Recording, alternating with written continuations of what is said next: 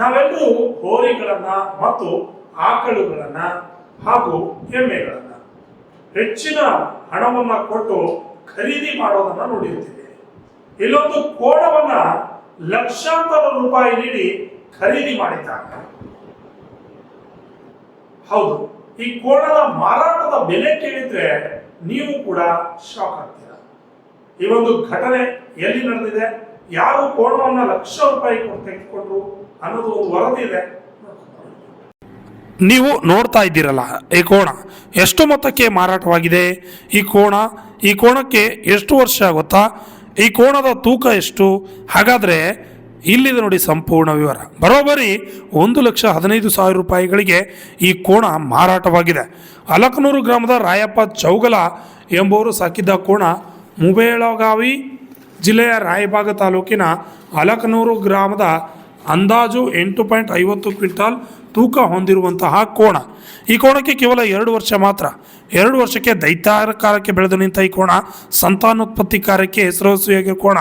ದಿನನಿತ್ಯ ಕೋಣಕ್ಕೆಂದು 700ರಿಂದ 400 ರೂಪಾಯಿ ಇಸುವ ಕೋಣದ ಮಾಲೀಕ. ಈ ಕೋಣವನ್ನು ಬಾಗಲಕೋಟೆ ಜಿಲ್ಲೆಯ ರಬಕವಿ ಪಟ್ಟಣದ ಜಾನುವಾರುಗಳ ವ್ಯಾಪಾರಸ್ಥ 1,15,000 ರೂಪಾಯಿ ದಾಖಲೆ ಮೊತ್ತಕ್ಕೆ ಕರೆಸಿದ್ದಾರೆ.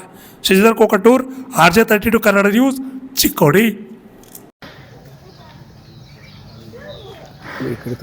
ಹಾಂ,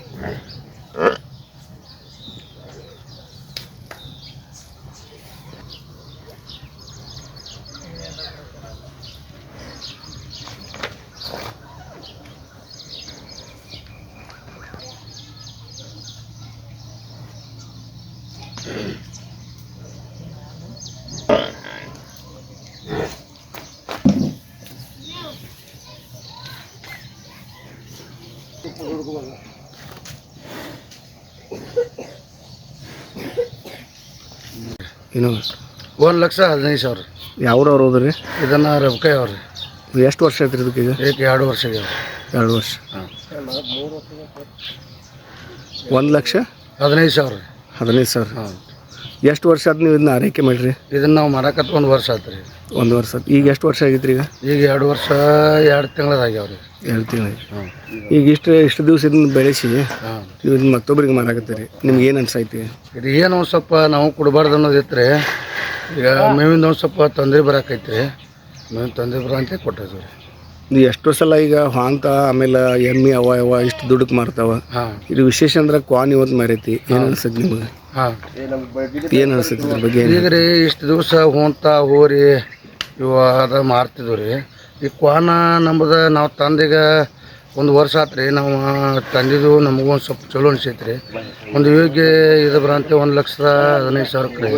ಹೆಚ್ಚಿಂದ ಅನ್ಸಂತಲೇ ನಾವು ಕೊಟ್ಟಿದ್ದೀವಿ. ಯಾವ್ರಿ ಇದು? ಇದು ಅಲಕ್ನೂರು ರೀ. ತಮ್ಮ ಹೆಸರು? ರಾಯಪ್ಪ ಮಾರುತಿ ಚೌಗಲ ರೀ.